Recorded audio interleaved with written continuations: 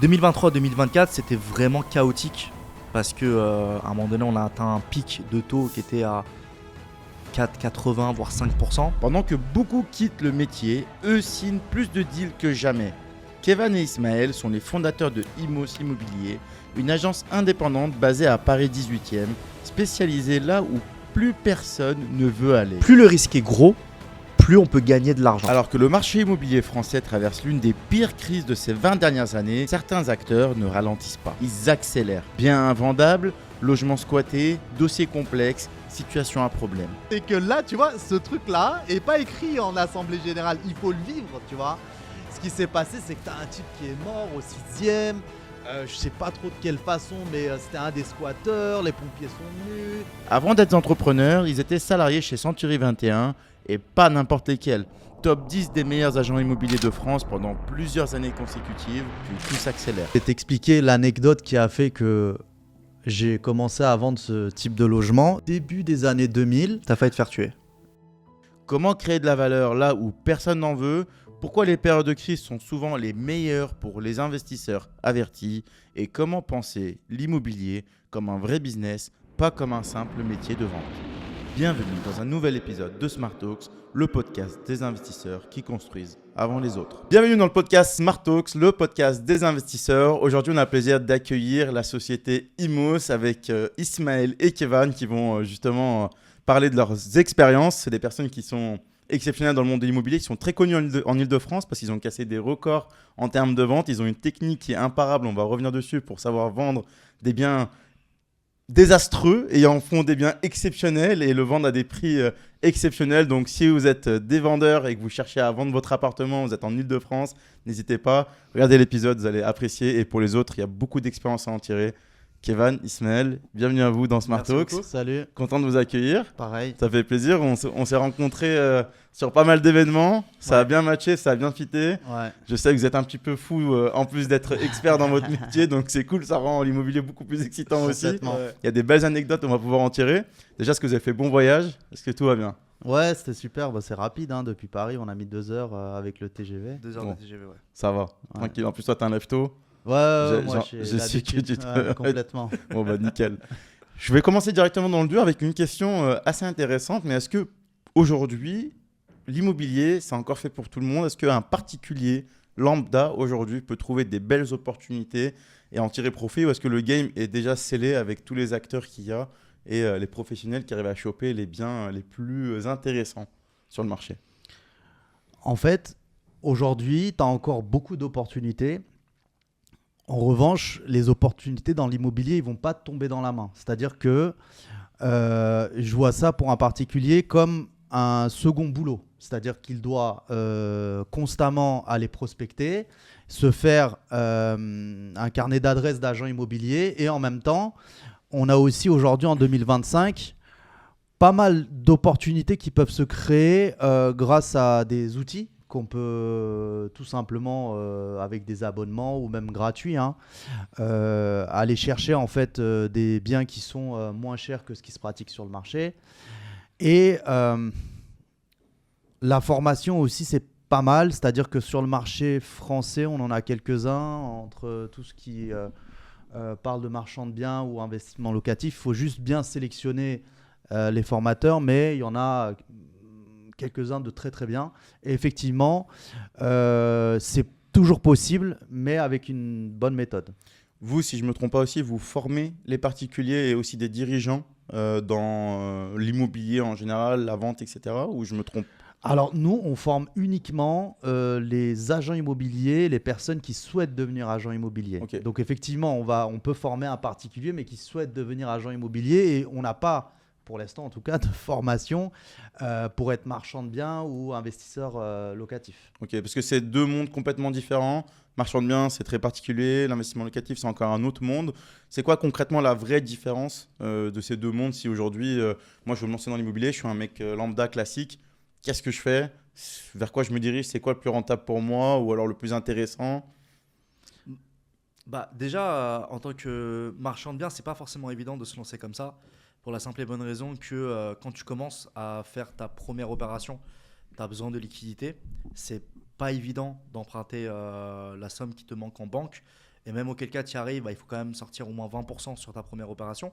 Le temps que tu aies ce qu'on appelle un scoring qui est intéressant auprès des banques pour commencer à te faire financer d'autres opérations. À la différence d'un investissement locatif où là, en fait, tu vas présenter un plan d'action à ton banquier où la valeur d'achat, tu vas prendre la valeur d'achat, tu vas prendre les loyers que tu peux encaisser versus les mensualités de crédit que tu vas avoir. Et derrière, soit ça peut sortir un résultat qui va être neutre et du coup, le locataire va rembourser ton crédit, ou alors tu peux générer un cash flow positif. Bien évidemment, générer un cash flow positif, c'est devenu de plus en plus compliqué de le faire vraiment dans les grandes villes, en métropole. Par exemple, sur Paris, être en cash flow positif sur Paris même, soit faut faire un gros coup, soit faut faire un gros coup. Il n'y a pas d'autres moyens. Mais par contre, en banlieue parisienne ou même quand on s'éloigne un peu plus en province, là, effectivement, il peut y avoir un cash flow positif qui peut être généré. Juste pour resituer, marchand de biens, tu achètes peu cher, soit tu refais des travaux, soit tu revends en l'état au vrai prix du marché. Donc, c'est une opportunité qui tombe entre les mains. Et investissement locatif, derrière, tu achètes pour le mettre en location et commencer à générer des revenus. Comment cette opportunité te tombe entre les mains? C'est ça la question. Parce que c'est facile à dire. Ouais. Mais là, maintenant, moi, je veux chercher cette opportunité. Je la trouve où? Je vais sur le Bon Coin, je vais sur Se Loger, je vais aller taper chez Imos et je leur dis, les gars, je suis prêt à dégainer, j'ai de l'argent, il faut du cash, il faut payer comptant, il faut avoir un crédit. C'est quoi les critères, en fait, qui font que là, je peux trouver cette belle opération et commencer à vraiment faire un truc intéressant, quoi. Déjà, la bonne opération, elle n'est pas forcément liée au bien en lui-même et l'état du bien.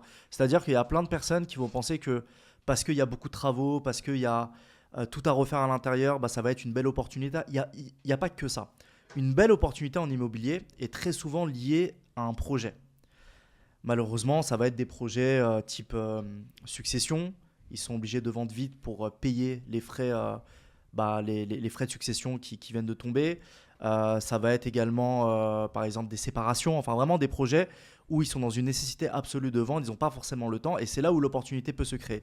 Concrètement, pour aller chasser ce type d'opportunité, il n'y a pas de règle précise, c'est-à-dire qu'il faut que tu cherches un petit peu partout, mais après, tout est lié en fonction du projet du client en lui-même. C'est comme si je te disais, par exemple, moi à titre personnel, j'ai acheté un canapé il y a 4 ans, je l'ai acheté à 1800 €. Donc un prix qui m'a vraiment fait mal. Et là, on a changé de canapé et j'ai essayé de le revendre à 600. Je savais que ça allait pas marcher, mais j'ai quand même tenté. Et en fait, à un moment donné, plus on se rapprochait de la période où mon nouveau canapé allait être livré, et plus je devais m'en débarrasser le plus vite possible. Au final, je l'ai bradé à 50 €. Tu vois. En fait, dans l'immobilier, c'est exactement ça. C'est-à-dire que les opportunités, elles sont là, elles sont liées forcément par rapport au projet du client. Alors c'est triste parce que après c'est comme tout dans la vie, le malheur des uns fait le bonheur des autres, mais de ce que j'ai vu, c'est vraiment comme ça que tu peux obtenir des opportunités intéressantes. Ok. Je vais compléter pour être marchand de biens de canapé. Non, je plaisante. L'idée c'est la suivante, c'est que tu posais la question de savoir où chercher. Il faut chercher partout.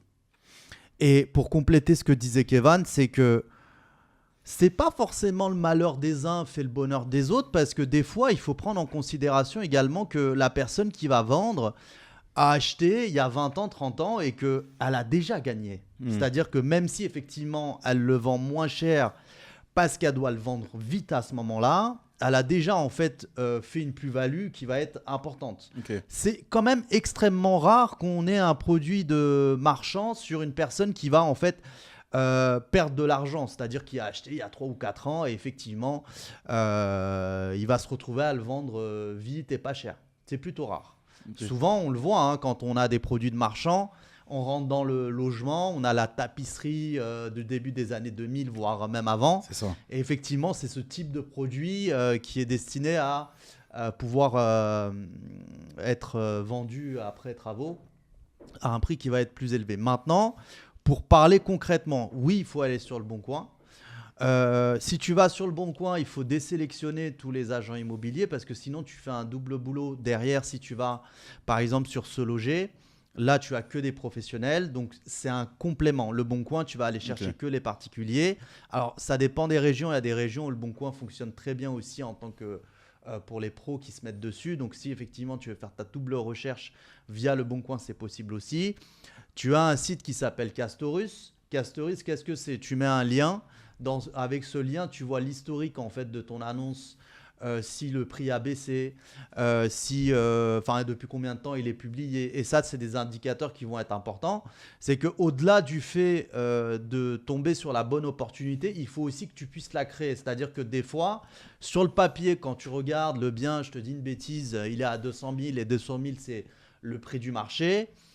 Si tu arrives à taper une négo autour des 120, 130 000 euros, d'un seul coup, tu as en fait créé toi-même l'opportunité. Et ça peut se faire sur de plusieurs leviers. En fait, dans un premier temps, si effectivement tu finances cash, bah là, tu peux mettre la pression, c'est-à-dire en expliquant que tu n'as pas de conditions suspensives de prêt et que derrière, ça peut aller très très vite. Et effectivement, le timing est important pour certains. Et en plus du fait que effectivement la vente est sûre, hein, une fois que tu as signé, il n'y a plus le délai de rétractation, tu te retrouves à pouvoir acheter le bien. Ensuite, je pense que l'une des cartes qu'il faut jouer, c'est avoir un réseau d'agents immobiliers. C'est bien de ne pas s'éparpiller, c'est-à-dire que si tu vises un secteur, il faut se concentrer sur ce secteur parce que tu vas te familiariser à fond sur les prix. Tu vas comprendre effectivement à quel prix tu pourrais revendre ton produit une fois que tu as fait les travaux. Et à partir de là, il faut que tu ailles prospecter physiquement les agents immobiliers, que tu prennes même les coordonnées de ces agents pour pouvoir en fait de temps en temps les relancer. Tous les 2 semaines, un mois, faire un petit SMS. Moi, j'ai quelques marchands de biens qui me font ça. Et effectivement, dans le lot des centaines ou milliers de clients que j'ai dans ma base, je ne vais pas me rappeler de tout le monde. Mais effectivement, celui qui va me faire un SMS de temps en temps, je vais me souvenir de lui. Et à côté de ça, quand tu es marchand de biens, il faut absolument que tu puisses promettre à ton agent qu'une fois que tu vas le revendre, tu vas lui redonner le mandat de vente. Comme ça, l'agent voit un intérêt à se dire « Tiens, je vais vendre 2 fois le bien en l'espace de 6 mois, 1 an, 2 ans. » Donc, ça fait une double commission pour l'agent. Et évidemment, qu'il va préférer te le vendre à toi que quelqu'un d'autre. Ouais. Je te coupe sur ça, c'est qu'en gros, si toi, tu me trouves un bien ultra intéressant, l'objectif, c'est de te dire on va fonctionner sur 2 temps ensemble. Comme ça, tu vas pouvoir te régaler et moi aussi. Ça permet, entre guillemets, de faire tourner le réseau entre nous et que tu puisses, toi, être très content. Je tisse une très bonne relation avec toi et tu sais que je suis fiable, loyal. Et toi, la prochaine fois, tu vas penser à moi encore et encore, quoi, finalement. Complètement. C'est un peu le concept. Complètement. En fait, ce qu'il faut que les gens retiennent, c'est que beaucoup d'agents et patrons d'agences sont marchands de biens. Quel intérêt pour ces personnes de le vendre à quelqu'un d'autre ?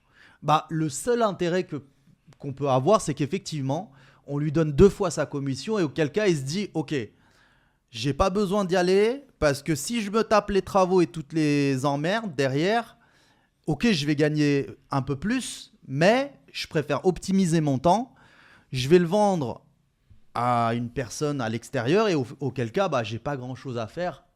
Et je vais avoir déjà une double commission, donc c'est intéressant pour moi. » Dans le même cas aussi, concernant les investissements, parce que là, il a principalement parlé aussi des marchands, où il y a un effet un peu double gagnant. Du coup, on met un client sur l'affaire, une affaire exceptionnelle, et derrière, il refait les travaux, même il revend, mais du coup, on récupère le bien.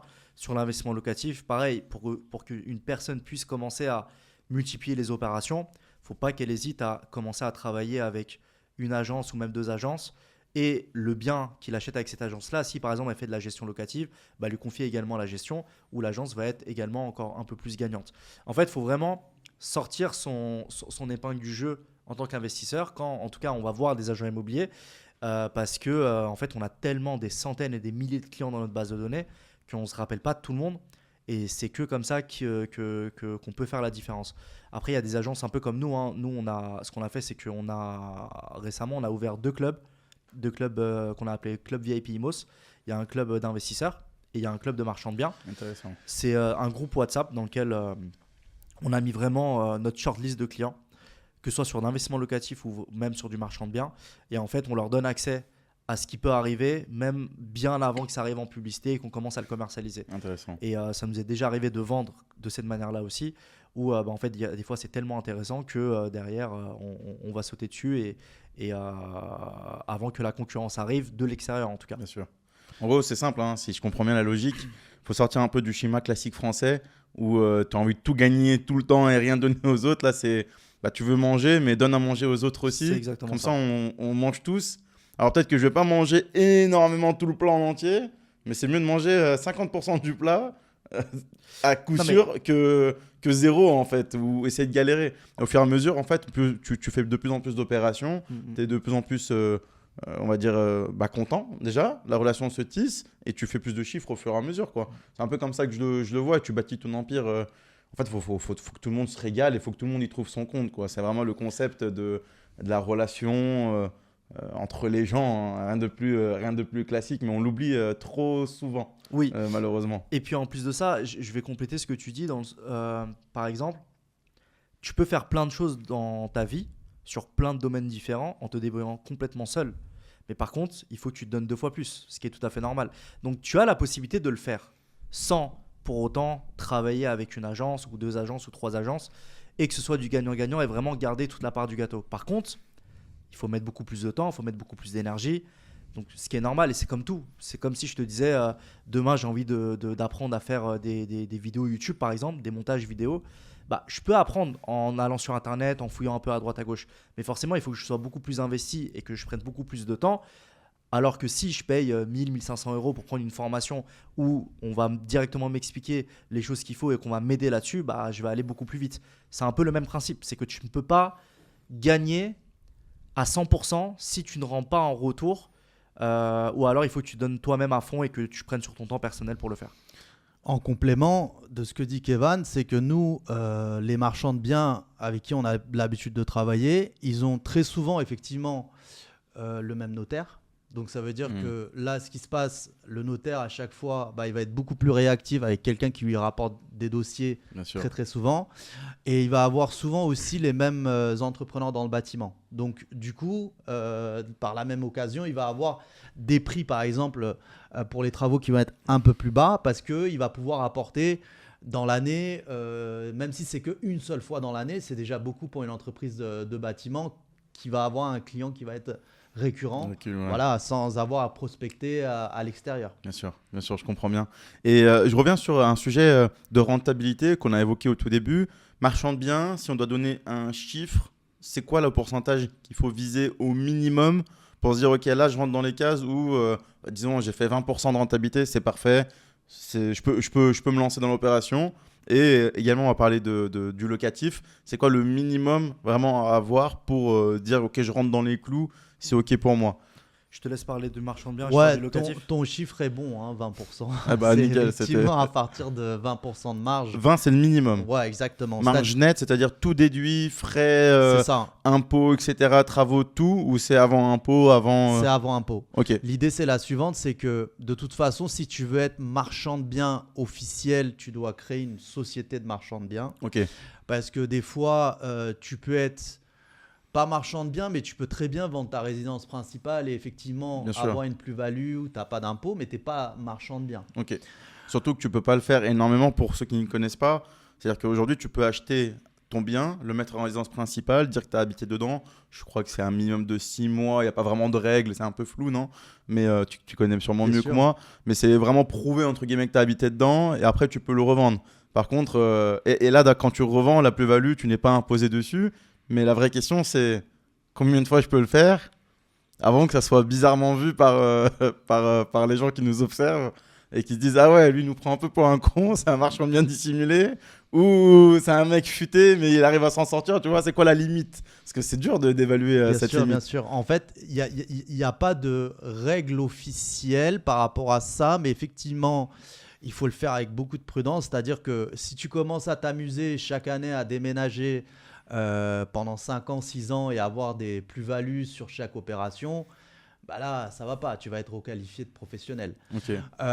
Si tu achètes et que effectivement tu as une plus-value au bout de 5 ans et que tu fais ta prochaine opération, tu restes 3-4 ans et que tu revends, là, tu es safe. Okay. Parce que j'avais vu, donc tu as la règle qui dit plus 6 mois. Et à un moment donné, il y a c'est pas une jurisprudence, mais il y a un couple qui avait gagné, qui avait fait moins de 6 mois et qui avait pu prouver face à des juges qu'ils avaient vraiment habité, que les enfants étaient scolarisés dans le logement et qu'effectivement, c'était pas du tout à but de faire une plus-value parce qu'ils avaient vendu leur résidence principale et ils avaient habité dans leur résidence secondaire et ils avaient fait la plus-value dans la résidence secondaire. Qu'ils ont fait en principal et qu'ils ont exactement. Donc, et ça a fait 2 OP très courts. Et effectivement, là, ils ont été requalifiés, mais ils ont gagné au final. Mais ça sert pas à grand chose d'aller sur ces terrains et de jouer avec la limite de la loi parce que finalement tu te mets dans des positions qui sont quand même indélicates, surtout si tu as une famille et tout.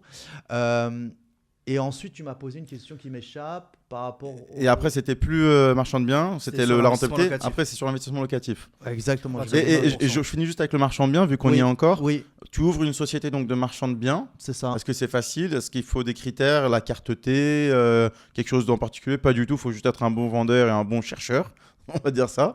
Et concrètement, c'est quoi les enjeux? C'est quoi la meilleure structure déjà de société? L'IS, tu fais une SASU, tu fais une URL, est-ce qu'il y a des... En fait, ce qu'il y a, c'est que ça va dépendre de ce que tu as déjà. Si tu es salarié, c'est très différent de si tu es déjà chef d'entreprise avec d'autres boîtes. Auquel cas, si tu as d'autres boîtes, mieux vaut être en holding pour pouvoir faire en sorte de faire remonter, redescendre effectivement de la trésor. Mais du coup, la société de marchand de biens, c'est une société classique. SASU, par une exemple, URL, est-ce qu'il y a un peu... Exactement. Le mieux, c'est peut-être la SASU pour les charges, déduire. Effectivement, SASU à l'IS. Alors, en fait, c'est surtout pour faire remonter tes dividendes avec le moins de... Parce que la particularité du marchand de biens, c'est que tu peux générer beaucoup de cash. Quand je dis du cash, c'est beaucoup de trésorerie, beaucoup d'argent en une seule fois. Donc forcément, en fonction de ce que tu vas faire, tu vas plus t'orienter sur un montage particulier. Par exemple, alors je ne suis pas fiscaliste, mais je sais que de manière générale, si tu comptes te prendre des salaires sur ta société, c'est mieux de faire une EURL ou une SARL si tu es avec 2 associés. Par contre, si tu comptes pas forcément prendre de salaire et que du coup tu comptes plutôt prendre des dividendes, c'est plus avantageux de faire une SAS ou effectivement une SASU. Le montage que Ismaël a dit est assez intéressant avec notamment le système de holding, le régime mère-fille, parce que ça te permet de faire beaucoup plus de choses. Au final aussi de payer un peu moins d'impôts sur l'IS, donc c'est un montage que peu de personnes connaissent mais qui existe, c'est-à-dire que, exemple tout bête, je viens de faire 100 000 € de chiffre d'affaires sur cette boîte, derrière tout bêtement je déduis les charges etc, donc il me reste 50 000 € par exemple. Sur ces 50 000 € je vais payer 15% sur une partie et 25% sur l'autre partie, et si je fais le montage de holding, j'ai la possibilité de remonter du chiffre d'affaires en management fees sur la holding, et ce qui permet de baisser le bénéfice entre guillemets de 50 000 € sur la boîte A pour du coup baisser aussi l'IS sur la boîte A. Donc, et ça te permet aussi de faire autre chose. C'est pour rentrer dans la tranche des 42 000 et quelques euros. Exactement. Pour pouvoir payer 15% là et 15% sur l'autre, et d'entrer sur la tranche de 25%. Ça permet d'être intelligent et d'être assez flexible sur le management de sa trésorerie. Ça, c'est très bien que tu le dises. Ouais. Très peu le savent, ça c'est vrai. Non, il y a très peu qui le savent et c'est pas forcément facile à maîtriser. Nous, on a mis du temps avant de vraiment bien le comprendre pour le maîtriser, mais au final, ça reste quelque chose d'hyper intéressant parce que tu peux faire plein de choses. Bien sûr. Je me rappelle quand j'étais agent immobilier dans les années 2017, 2018, c'était les années où on venait de se rencontrer, toi et moi. On avait des clients qui venaient et disaient là, il faut absolument que j'achète, j'ai encore 6 mois pour acheter. On ne comprenait pas pourquoi. Tu vois, il a du cash, il a du paiement comptant sur sa société et il a 6 mois ou 1 an ou même des fois 2 ans pour acheter un bien immobilier. Et en fait, on s'est rendu compte que quand tu fais le système de remonter les dividendes justement et que tu le réinjectes dans une société, dans une SCI par exemple, pour faire de l'investissement, tu as une certaine limite de temps pour réinjecter du coup ce que tu as pu prendre et sur lequel tu as pu payer, je crois c'est 5% d'impôts.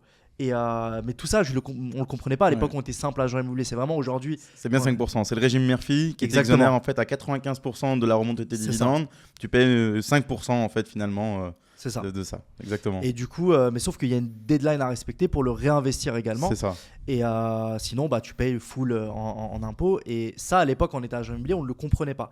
Mais c'est vrai que depuis qu'on est devenu vraiment chef d'entreprise et qu'on a ouvert notre propre agence, on a commencé à vraiment se former de plus en plus sur tout ce qui est montage fiscal et ce qui est le mieux aussi au final. Parce que bah, on est quand même en France avec...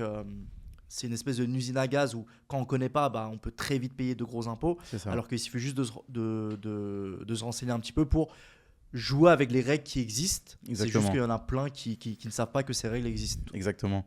C'est vrai qu'on est dans un pays où, je fais une toute petite parenthèse dessus, on critique énormément toutes les impositions, les taxes, etc. Mais en fait, on oublie qu'en contrepartie, c'est pas on oublie, c'est les gens ne savent pas. Ouais. Bah, en fait, il y a toutes les règles qui permettent de contourner et d'opposer ces choses-là, mais il faut juste.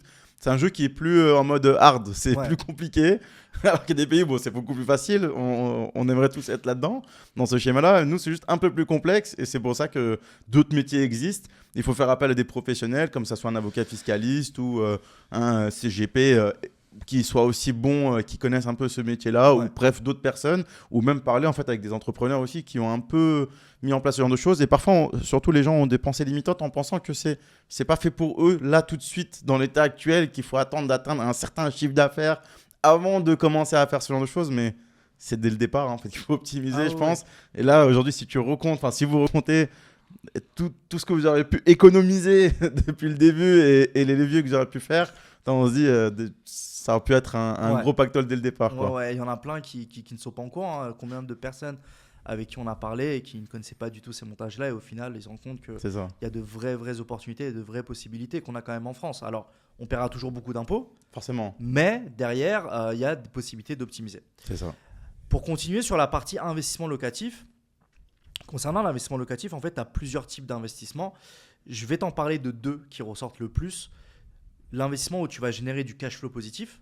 Alors, naturellement, c'est ce que les gens vont dire, ah bah c'est normal, hein, on investit dans l'immobilier, c'est pour avoir un revenu supplémentaire en dehors de notre salaire. Alors, c'est pas tout le temps le cas. C'est-à-dire que le cash flow positif, là où tu auras le plus de chances d'en faire, ça va être déjà en t'éloignant un peu plus des grandes villes. Tu as certaines villes où tu peux, encore une fois, faire du cash flow, générer du cash flow positif, mais il faut que ce soit une opportunité, il faut que tu sois à l'affût, il faut vraiment faire un travail de fond. Mais de manière générale, quand tu es en grande ville, par exemple sur Paris, c'est ridicule comme pourcentage, mais le minimum que tu peux avoir en termes de pourcentage, ça va être du 5%, voire du 4,5%, tu vois. Et de là, tu vas dire... Le mais... maximum, tu veux dire. Tu as dit le minimum que tu puisses avoir. C'est Oui, le oui, oui, maximum. oui, le maximum, exactement. Le maximum. Tu peux des fois avoir un petit peu plus, mais Ouais. c'est dur. Ouais. Mais en tout cas, il n'y a personne qui va investir pour un pourcentage qui va être en dessous de ça. C'est vraiment... après, quand tu vas commencer à atteindre du 6, 7, 8, 9%, ça sera plutôt en banlieue parisienne. Et encore une fois, plus tu vas t'éloigner, première, deuxième couronne, voire encore plus loin en province, et plus du coup, ce pourcentage de rentabilité va augmenter. La différence qu'il y a entre les deux, c'est une double stratégie qui est différente l'une de l'autre. Ça va dépendre de ce que les gens préfèrent. Soit tu investis en générant du cash flow positif. Donc là, ça veut dire que les loyers que tu encaisses couvrent tes mensualités de crédit, plus te génèrent un petit bénéfice. Derrière, est-ce que c'est intéressant ou pas? Ça dépend de chaque situation. Ça dépend de ta tranche d'impôt dans laquelle tu es actuellement. Il y a plein de paramètres à prendre en compte. Il n'y a pas un investissement qui est mieux que l'autre. Et derrière, une fois que tu as fini de payer ton crédit, bah, tout le reste, tout ce que tu vas générer en mensualité, ça va venir dans ta poche. La difficulté de ça, très souvent, c'est que comme c'est dans des endroits qui sont moins stratégiques, c'est que le jour où tu as une galère et que tu as besoin de liquidité pour un projet, tu veux déménager, peu importe, une galère dans ta vie ou quoi que ce soit, bah, généralement, tu vas mettre un peu plus de temps à se vendre. C'est normal. Ça, il faut le retenir. Plus gros pourcentage de rentabilité, endroit un peu moins stratégique. Sauf si tu tombes encore une fois sur une bonne affaire. Après, tu as aussi l'investissement qui ne va pas forcément te générer un cash flow positif. Donc là, ça va être sur Paris, par exemple, en première couronne, donc sur des villes qui vont être très très proches, type Clichy, Saint-Ouen-sur-Seine, Levallois, enfin vraiment des villes qui sont assez cotées en première couronne de Paris. Où là, en fait, tu vas faire en sorte d'acheter et que tes mensualités de loyer payent tes mensualités de crédit, vraiment de manière très neutre. Et du coup, là, tu dis, ouais, mais à quel moment je gagne de l'argent? Et bah, Ce que tu te rends pas compte, c'est qu'au fil des années qui vont passer, c'est ton locataire qui en réalité va rembourser le capital de ton crédit. Donc en fait, ton capital va baisser au fil des années. Et la particularité de faire ça, c'est que le jour où tu as besoin de liquidité, tu peux vendre beaucoup plus vite. C'est normal, c'est des endroits qui sont beaucoup plus demandés. Et là, tu vas beaucoup plus investir sur du long terme, c'est-à-dire tu vas dire, ok, je fais un crédit sur 20 ans, 25 ans. 25 ans, tu peux pas en location, mais sur 15 ans ou 20 ans, pardon. Et au bout de 15 ans, j'ai amorti tant de capital. Au bout de 10 ans, j'ai amorti tant de capital. Et le jour où je revends, bah, du coup, je récupère en fait comme si j'avais mis de l'argent de côté sans que ça sorte de ma poche, tout simplement. Je te coupe sur un truc qui m'a intrigué. On peut pas faire du crédit sur 25 ans si on veut faire du locatif. C'est très compliqué. C'est plus compliqué. La Ouais. banque a risque de te refuser. Alors, Ouais. ce que tu peux faire, c'est que C'est que tu dis pas que c'est pour Voilà. du locatif. Voilà. attends, à condition de achètes- pas avoir de résidence principale. C'est-à-dire Ouais, que si tu n'as pas de ok. résidence principale, tu dis c'est ma résidence principale et Et si tu c'est- auras tes 25 Et ans. si c'est secondaire? C'est plutôt rare Ouais. que la Ah ouais banque puisse te permettre de pousser à 25. Je dis pas que ça n'existe pas. Ok, mais c'est plus compliqué. Voilà, Même aujourd'hui, pour une en raison 2025, secondaire, tout simplement. Si Ouais, moi, là, ouais, c'est plus compliqué. ils vont essayer de serrer à 20 ans Ouais. ou 15 ans, par exemple. Mais pour quelle raison? Parce que finalement, c'est bizarre. Parce que eux, sur 25 ans, ils y gagnent même encore plus sur leur rendement En fait, qu'ils génèrent. il y a une époque où on pouvait facilement. Même et 30 ans, on avait à un moment donné. même 30... même Bah, 30 ans. même 30 ans, les résidences principales, c'est devenu compliqué Même maintenant, eux, hein. bien sûr. Là, maintenant, ça n'existe plus, je pense. Enfin, ça fait 3 ans, c'est- ça s'est durci. Voilà. Ouais. Par plein Mais c'est en train de trucs, hein. revenir. Le 30 ans est en train de revenir sur la RP. ah, c'est Ouais, vrai, ouais, ça, ouais, ça c'est en revient un train petit de peu. revenir, Ok. C'est bon, il y a eu des annonces du gouvernement et en fait, les banques, elles vont tout de suite mettre un coup de frein Ouais. à chaque fois qu'il y a des petites annonces comme ça. Ok. Notamment, on a vu les taux qui ont explosé, mais au-delà de ça, il y a pas mal aussi de banques qui se sont repliées sur elles-mêmes à vraiment chipoter de savoir à qui donne le crédit Ok. et à qui il donne pas. Ok. Voilà, simplement. Et c'est quoi vu qu'on parle de temps de crédit, et d'ailleurs merci beaucoup pour le locatif, c'est très intéressant, on va revenir sur une ou deux questions que j'ai qui m'intriguent, mais sur le crédit, c'est quoi la meilleure solution? De prendre sur le plus longtemps possible ou des fois de prendre sur 15 ans, si on peut prendre sur 15 ans et prendre sur 25 ans? Quel est vraiment l'intérêt? J'ai deux versions, moi j'ai deux hypothèses. Des fois je suis entre les deux mondes. Personnellement, je suis plus pour prendre le plus longtemps possible. Tu réduis tes échéances, etc. Bon. Mais tu as aussi la version où tu prends sur le moins longtemps possible. Ça te permet de payer moins de frais. Finalement, ça fait une grosse différence entre ce que tu dois payer à la banque sur 15 ans que sur 25 ans. Donc, tu économises énormément aussi. Donc, c'est pas mal. Et puis surtout, l'argent aussi, tu vas peut-être payer plus maintenant. Mais l'inflation fait que l'argent d'aujourd'hui coûte moins cher que l'argent de demain. Je sais pas si je me fais Alors, comprendre. tu Tu vois, il y a parles- vraiment deux écoles. Tu parles de quoi? Tu parles de l'investissement locatif ou tu parles de la résidence Faire un principale? crédit, peu importe. Ok, parce que c'est Voilà, bah, c'est pour bien, moi, que c'est tu deux stratégies c'est bien différentes. que tu le définisses. Disons Ouais. dans le locatif. Dans le locatif, Voilà. Moi, la résidence principale, pour moi, déjà, c'est pas du tout un investissement. Mhm. Qu'on soit bien clair, hein, ceux qui achètent une résidence principale et qui se disent j'ai investi dans ma maison, pour moi, ce n'est pas un investissement, c'est des fausses façons de parler. C'est un truc qui te coûte cher, c'est un truc qui te coûte tous les mois, tu payes de l'argent, tu n'en rentres pas. Ce n'est pas un investissement. Un investissement, c'est censé te rapporter de l'argent. Alors oui, quand tu l'auras vendu, on pourra changer C'est peut-être le mot, mais pour l'instant, c'est un passif plus qu'un actif. Alors, par rapport à la résidence principale et à la question juste après, je vais répondre, ça dépend. C'est-à-dire que par exemple, moi, j'ai pas du tout le même avis que toi, dans Ok. le sens où tu peux très bien avoir une résidence principale où effectivement, à la revente, tu vas gagner de l'argent. Déjà, Ouais. c'est possible. C'est Et- le but un peu aussi, Bien sûr. j'espère. Oui, Pas pour tout le maintenant, monde, mais- même si effectivement tu as acheté 100 000, tu as revendu 100 000 et que tu as remboursé ton capital, bah, tu as quand même gagné. L'autre chose aussi que je vais te dire, c'est qu'à un moment donné, il faut bien que tu habites quelque part. Oui, mais Donc- tu peux louer. Oui, mais louer, pour moi, c'est pire encore. C'est-à-dire que là, tu vas donner ton argent, au lieu de le donner à la banque et rembourser ton capital, tu vas le donner à un autre propriétaire et tu rembourses absolument rien. Je vais donner un double exemple. Ismaël, quand il a acheté la première fois sa résidence principale, c'était un endroit stratégique où il a eu une belle opportunité, où on avait déjà calculé ça, on se connaissait déjà à cette époque-là, et il savait déjà qu'il allait faire... c'était un x2 que tu as fait? Fois 1,7. Ouais, pratiquement. Ouais, voilà. Donc on savait qu'il y avait une grosse plus-value à la clé. Ok. Moi, Dès l'achat. Dès l'achat. Mais, Donc, tu mais peux ça, c'est dire parce que- vous êtes bon et expert là-dedans, vous avez fait Alors, vos oui, parce calculs, qu'on vos connaît- prévisions. Voilà. Bien sûr, C'est parce ça. qu'on connaît notre Et puis métier. surtout, je pense que tu l'as pas choisi sur un critère émotionnel, la Alors, résidence principale. c'est là où Chose je veux en que venir. tout le monde C'est- fait. C'est Voilà. exactement ça. Ouais, on va c'est parler. que, tu vois, moi, c'est tout l'inverse. C'est pour ça que tu n'as pas cette façon de réfléchir où Oui, tu mais veux. c'est ça. Mais moi, Bien sûr. du coup, on a la même façon finalement. Parce que les Ouais, gens, quand ouais, ils parlent de ouais. résidence principale, en général, ils vont foncer sur un truc qu'ils trouvent joli, beau, incroyable, Ouais, ouais. où la rentabilité, elle se fait au bout de 30 ans. Tu Ça vois, marche c'est- pas sur moi. C'est différent. Ouais. C'est complètement différent. Vas-y, je te laisse continuer. Alors, en gros, par exemple, moi, c'est tout l'inverse. C'est-à-dire que moi, je suis propriétaire du logement de mes parents, mais je suis aussi propriétaire de ma résidence principale avec ma femme, dans laquelle on vit depuis 4 ans et demi maintenant.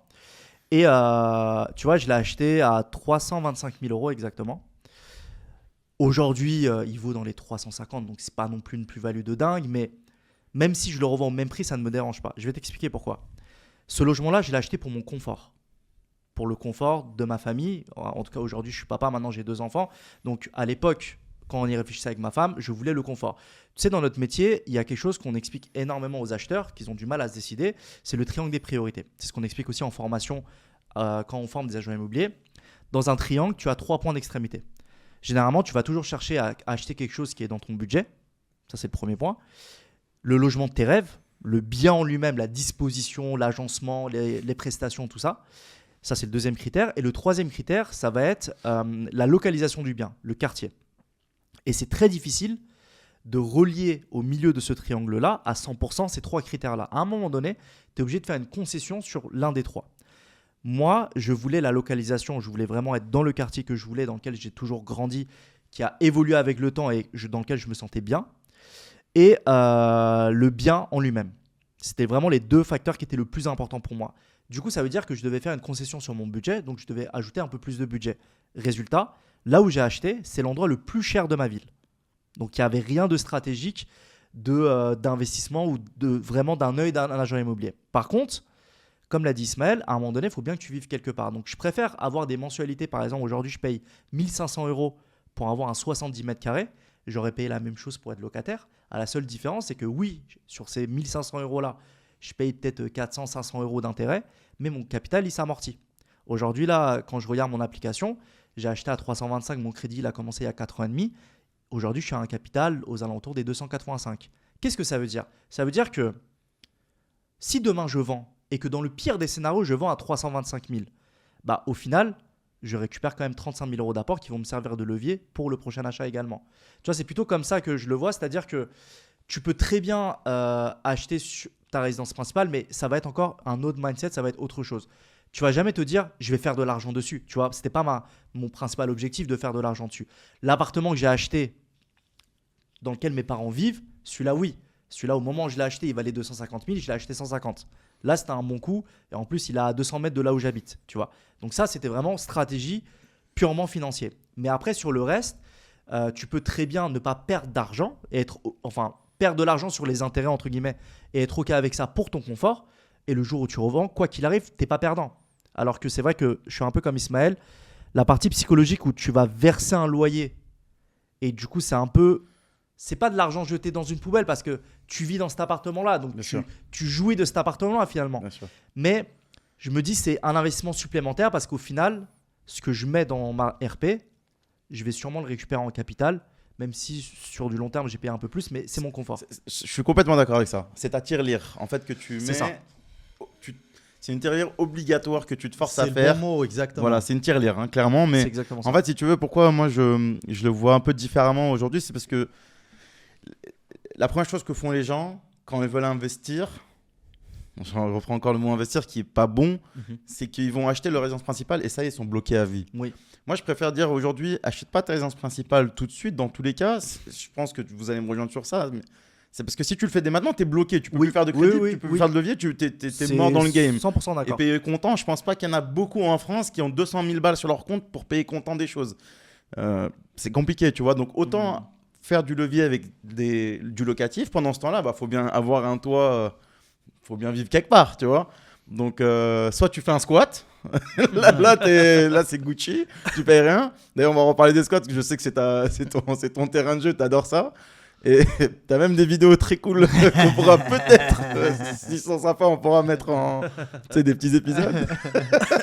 Mais c'est surtout, je veux dire, oui, mieux vaut faire du levier et acheter, louer, je pense, jusqu'à ce que tu aies 1, 2, 3, 4 biens, le temps que tu fasses ton petit kiff et que tu grossisses ton patrimoine. Et ensuite, tu mérites ta résidence principale et ça où tu te bloques, entre guillemets, où tu as déjà mis d'autres leviers. Quoi. Voilà. Non, sur ça, je te rejoins complètement. Je dis pas que ce que j'ai fait est un exemple. Et la preuve, au final, avant d'acheter ma résidence principale, j'avais déjà investi aussi. Voilà, c'est ça. Donc, effectivement, le conseil qu'on aura à donner, et ça, ce serait le même, je pense, avec Ismaël, c'est que si on a un particulier, c'est pas notre métier d'être agent immobilier, et que derrière, on veut commencer l'investissement pour vraiment investir dans la pierre, dans l'immobilier, c'est toujours mieux de commencer par des investissements locatifs que par sa résidence principale. Ça, c'est mathématique. Parce qu'effectivement, l'investissement locatif, c'est un business plan que tu vas proposer à ton banquier. Et le jour où tu vas acheter ta résidence principale, ce business plan aura déjà été exécuté. Donc, le banquier verra que oui, tu as un crédit, mais il est autofinancé, voire même avec un cash flow positif qui est généré avant que tu te lances dans sa résidence principale. Et sur ça, ouais, je te rejoins complètement. Moi, je suis pas d'accord. Je suis pas C'est d'accord. toujours le yin et le yang, là, j'ai l'impression. Je suis pas d'accord. Ben, c'est pour ça qu'on est associés. C'est cool. Si on était d'accord sur tout, ouais, Ça serait pas pas drôle. d'intérêt. Ça serait pas drôle. En fait, l'idée, c'est la suivante, c'est que je pense vraiment que ça dépend de ta situation et de qui tu es. C'est-à-dire que, encore une fois, t'es salarié, t'es chef d'entreprise, t'as une famille, t'as pas de famille, t'as 30 ans, t'as 50 ans. Il y a tellement de situations différentes. On me pose souvent la question, quel est le meilleur investissement ? Eh bien, ça dépend de qui tu es. Ouais. C'est ça en fait. C'est-à-dire que le meilleur investissement pour moi, Ismaël, agent immobilier, chef d'entreprise, va être très différent de celui qui travaille, je sais pas, à la Défense et qui n'a pas de famille, célibataire en début de carrière. Donc, c'est pour ça que c'est difficile à répondre. Alors, par contre, il y a un truc à prendre en considération, c'est que en 2025, les banques sont un peu plus dures. C'est-à-dire qu'ils prennent plus trop en considération le loyer que tu fais. À l'époque, ils le faisaient avant Covid. En gros, je te donne un exemple. Tu as 1 000 euros de loyer, on prenait 70% de ces 1 000 euros de loyer, on le rajoutait à tes revenus. Effectivement, il y a plein de personnes qui aussi à ces époques vendaient des formations disant je suis pompier, j'ai 25 appartements en gagnant 2 000 euros par mois. C'était possible, c'était pas une légende. Aujourd'hui, il y en a un qui a très bien réussi comme ça. Il y en a pas mal qui l'ont fait. Il y en a un chauve qui a très bien oui, réussi. Oui, il y en a quelques-uns. Mais l'idée, c'est qu'aujourd'hui, c'est plus possible. Il y a encore quelques banques qui vont le faire, mais effectivement, c'est très très compliqué. Mais pourquoi ? C'est quoi qui a fait que ça a changé ? J'ai entendu parler de ça aussi, je trouve ça dingue. Et c'est quand même nous mettre des bâtons dans les roues pour ceux qui investissent dans l'immobilier. C'est très dommage finalement parce que tu prouves quand même un business plan qui marche. En plus, ils prenaient 70% des loyers au lieu de 100%, donc ils se sécurisaient sur quelques aspects. Comment on fait aujourd'hui ? Alors, justement, je pense que leur calcul de l'époque n'était pas logique. Ah ouais ? Non. Je vais te dire, tu prends un crédit.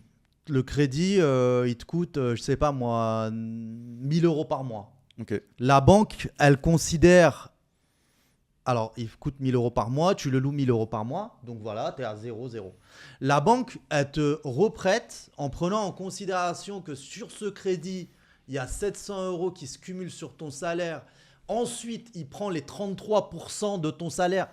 C'est un peu bizarre quand même. C'est-à-dire que si le gars, à un moment donné, il a un ou deux qui plantent où effectivement les locataires ne payent pas, il peut se retrouver en difficulté de devoir payer parce qu'il n'a que finalement un salaire de 2 000 euros par exemple.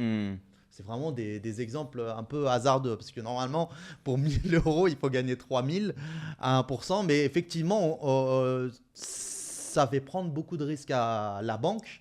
Et en fait, le métier justement de la banque, c'est de ne pas en prendre. Et pourtant, ils faisaient ça à l'époque où les taux étaient autour de 1%.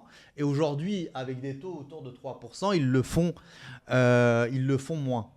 Tu vois, donc on pourrait considérer qu'effectivement, pour un banquier, c'est beaucoup plus intéressant aujourd'hui de faire ça autour de 3%. Mais en réalité, mais ce n'est pas que dans la banque. De façon générale, il n'y a plus trop d'argent qui circule en ce moment par rapport à avant Covid. Donc auquel cas, les banques ont stoppé. En fait, c'est devenu un peu plus compliqué, mais il y a juste un truc que je veux rectifier. Avant que la crise commence, en 2023, les banques prenaient principalement à hauteur de 80% de ces revenus locatifs-là. Depuis que la crise a commencé, c'est là où ils ont commencé à prendre à hauteur de 70%. 2023-2024, c'était vraiment chaotique parce qu'à un moment donné, on a atteint un pic de taux qui était à 4,80 voire 5%. Alors, quand je dis chaotique, pic de taux, bien évidemment, je parle de toute la génération qui était habituée à... Depuis 2019, on était à 1. C'est ça. C'est que, c'était déjà incroyable. voilà, pendant quelques années, tu étais entre 1, voire même en dessous de 1. D'un coup, tu bascules à 4, voire 5.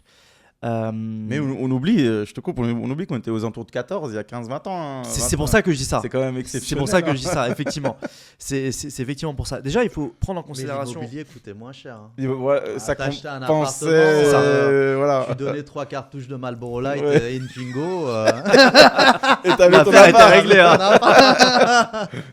Non, alors, il y a un truc qui est réel, c'est que les banques sont devenues vraiment beaucoup plus difficiles. Elles le sont moins depuis milieu d'année 2025, grosso modo. Là, on a vraiment l'impression qu'il y a pas mal de choses qui se sont stabilisées. Jusqu'à quand, on ne sait pas. Mais aujourd'hui, c'est devenu plus compliqué de faire un crédit, mais c'est possible. Pour de l'investissement locatif. Pour du marchand de biens, c'est quasi impossible. Tu as à peine 5% de chance d'y arriver en faisant un crédit immobilier. Alors, je m'explique. Crédit immobilier marchand de biens, généralement, c'est un crédit avec des mensualités où ils te prêtent sur 2 ans et tu as 2 ans pour revendre. Grosso modo, c'est ça. Maintenant, il y a une astuce qui fonctionne bien en marchand de biens, c'est faire du crowdfunding. Le crowdfunding, c'est ce qui marche le mieux même. Alors, tu vas avoir des taux qui vont être explosifs, mais quand tu étais sur ta première, deuxième, troisième opération et que tu n'as pas un scoring qui est intéressant auprès de ton banquier pour ensuite te faire financer avec des taux moins élevés, au début, tu es obligé de soit trouver l'argent quelque part, soit de raquer en termes de pourcentage. Et on parle de pourcentage qui varie entre 10 et 15%. Tu vois. Donc ça, effectivement, ça peut devenir costaud, mais c'est un levier qui existe. Et aujourd'hui, il y a énormément de sociétés, même privées, de crowdfunding qui sont ouverts. Il y a des courtiers qui sont spécialisés pour des pros qui vont chercher du financement en crowdfunding également. Donc ça, c'est un levier qu'il ne faut pas négliger en tant que marchand. Pour de l'investissement locatif, il faut toujours rester dans le même schéma qui a toujours existé. C'est un courtier classique qui va t'orienter vers la meilleure banque. Une banque qui va te prêter là où d'autres banques ne vont pas te prêter, elle a forcément un intérêt. Et ça va être sur le pourcentage. Donc très souvent, ces banques-là, elles vont prendre un plus gros pourcent. Et il y a déjà des acheteurs, parce que ça m'est arrivé tellement de fois d'en discuter lors des soirées, lors des séminaires où je rencontre des gens, où les gens ils me disent, mais en fait, c'est quand le bon moment d'acheter? Parce que quand les taux sont très bas, les prix sont super hauts. Et quand les taux sont hauts, les prix sont plus bas. Donc, en fait, financièrement, c'est jamais intéressant. Et c'est là où je dis, vous vous trompez. Là où c'est le plus intéressant, c'est quand les taux sont le plus hauts. C'est là où c'est intéressant. Parce que tu vas te dire, mais il est fou dans ce qu'il dit parce que c'est là où tu payes le plus d'intérêt sur ton crédit. Ouais, mais sauf que c'est là où tu t'achètes le moins cher aussi en termes de prix. Donc, vaut mieux acheter à un prix bas et te taper un crédit de 4,5 parce que la conjoncture n'est pas bonne pour les acheteurs. Et si dans 2 ans, ça redescend, tu renégocies ton crédit et là, tu auras la possibilité de faire une plus-value plutôt que te dire, ah bah ça, c'est pas le moment, là, c'est pas le bon moment, là, c'est pas le bon moment et au final, tu n'achètes jamais. Donc, le meilleur moment, c'est effectivement quand le marché est bénéfique aux acheteurs, c'est-à-dire les taux sont plus élevés et que les prix baissent parce que sur du moyen terme, tu as la possibilité de renégocier tes taux et d'être beaucoup plus gagnant dans ce schéma-là. Acheter, tu peux pas en fait renégocier le prix d'achat. Donc, mais le taux, tu peux. Le taux, effectivement, c'est possible. Et surtout, nous, on se souvient de la tension sur le marché quand les taux étaient à 1%, que tout le monde voulait acheter.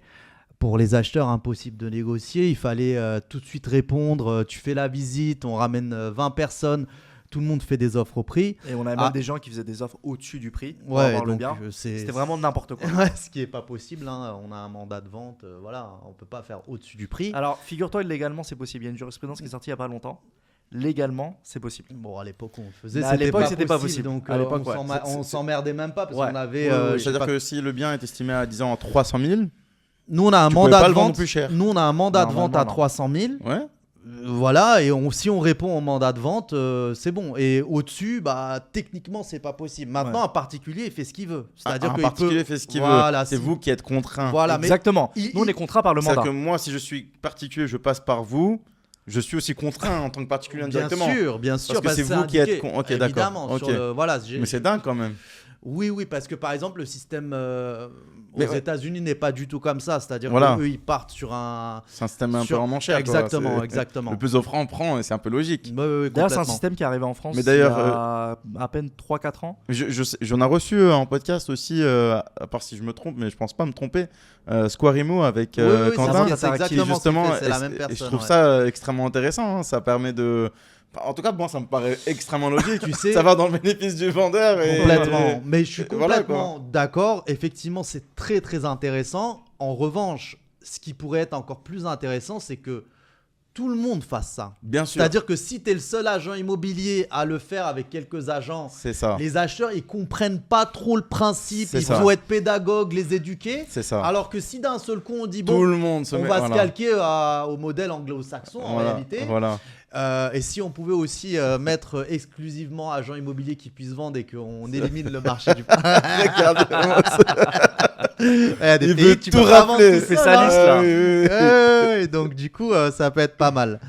Je sais pas sur quoi on parle. Non, oui, alors en fait, effectivement, en tout cas, alors je sais pas si ça a toujours été le cas ou que ça a changé récemment, mais je suis énormément sur LinkedIn. J'ai forcément tout un réseau qui parle beaucoup de choses en lien avec l'immobilier. Et j'ai vu une jurisprudence d'un cas où, effectivement, il y a un acheteur qui a voulu acheter plus que le prix. Alors, c'est une histoire qui remonte avant la crise, je crois, juste avant la crise. Et il a eu la possibilité de le faire à travers un agent immobilier. C'est juste que l'agent immobilier a dû faire un avenant à la hausse sur son mandat pour le faire. Mais normalement, nous, on a toujours connu cette règle-là où on n'avait pas forcément le droit de le faire, même en le proposant au propriétaire, pour faire un avenant à la hausse. Ok. Bon, le marché, quand il est porteur, c'était vraiment, à cette époque-là, c'était la folie. Vraiment, pour te donner un ordre d'idée, en fait, on avait tellement d'acheteurs et il fallait réfléchir à plusieurs choses. Il fallait réfléchir à ne pas avoir une mauvaise image que beaucoup d'agents immobiliers avaient, dans la mesure où il y avait énormément d'acheteurs qui se plaignaient que en fait, leur demande n'était pas prise en considération de visite et que derrière, elles se sentaient un peu lésées et que ça se vendait super rapidement. Nous, on avait vraiment fait en sorte de réfléchir, et à l'époque, on était salariés, hein, donc on avait vraiment déjà cet esprit un peu entrepreneurial où on se disait, ok, quelle stratégie on peut mettre en place pour Tout le monde soit content. tout le monde soit content, personne soit frustré, et en plus de ça, que ce soit bénéfique pour nous. Pour notre vendeur. Pour nous et pour nos vendeurs aussi, tu vois. Et là, on a eu l'idée de la visite, ce qu'on appelle la visite libre. En fait, on mettait une annonce sur Se Loger. Je te jure, en l'espace de 24 heures, entre notre fichier qui était relancé et la publicité sur Se Loger, en moyenne, on avait entre 30 et 50 demandes en moins de 24 heures. Quand je te dis c'était une folie, c'était vraiment une folie.